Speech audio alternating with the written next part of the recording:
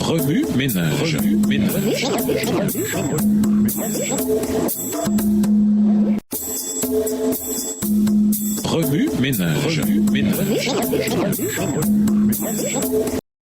Bienvenue dans notre émission Remue ménage. Nous voilà à la leçon de jeudi. Inspiré. Comment étudier la Bible? La Bible exige qu'on l'étudie avec prière et non superficiellement. Si certains passages sont trop clairs pour être mal compris, d'autres au contraire sont plus compliqués et réclament une étude plus sérieuse, plus patiente. Comme le métal précieux caché au sein des collines et des montagnes, les précieuses vérités doivent être découvertes et conservées dans l'esprit pour être utilisées lorsque l'occasion s'en présentera. Oh, que tous exercent leur esprit avec autant de soin pour découvrir l'or du ciel que pour l'or qui périt. Extrait du livre Témoignages pour l'Église, volume 1, chapitre 103, page 658, écrit par Ellen G. White. Lorsque vous sondez les Écritures avec l'ardent désir de connaître la vérité, Dieu envoie son esprit dans votre cœur afin de vous communiquer les lumières de sa parole. La Bible est son interprète. Un passage en explique un autre. En comparant les Écritures qui traitent d'un même sujet, vous découvrirez une beauté et une harmonie auxquelles vous n'aviez jamais songé. Il n'est aucun autre livre qui fortifie et agrandit les horizons, élève et en oublie, comme ce livre des livres. Son étude communique une nouvelle vigueur à l'esprit, ainsi mis en contact avec des sujets qui demandent de sérieuses réflexions. Alors on est poussé à prier le Seigneur afin qu'il nous aide à comprendre les vérités révélées.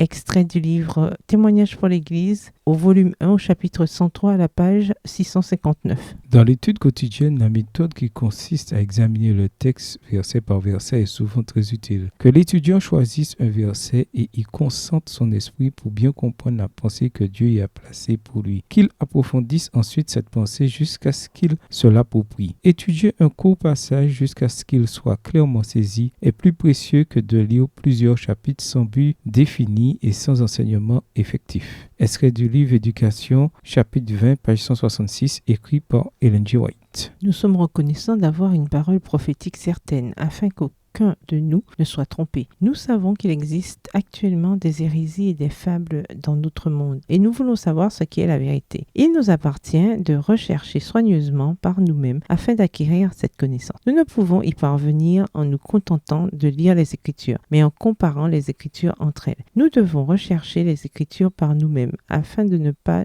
être égarés. Et bien que beaucoup puissent être égarés parce qu'il existe toutes sortes de documents dans notre monde, il n'y a qu'une seule vérité. Nous devons connaître les Écritures par nous-mêmes afin de comprendre la véritable raison de l'espérance qui est en nous. Extrait du magazine The Review and Herald daté du 3 avril 1888, écrit par Ellen G. White. Au revoir. Et à demain si Dieu veut.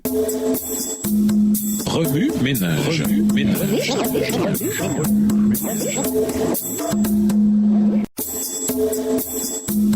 Revue ménage.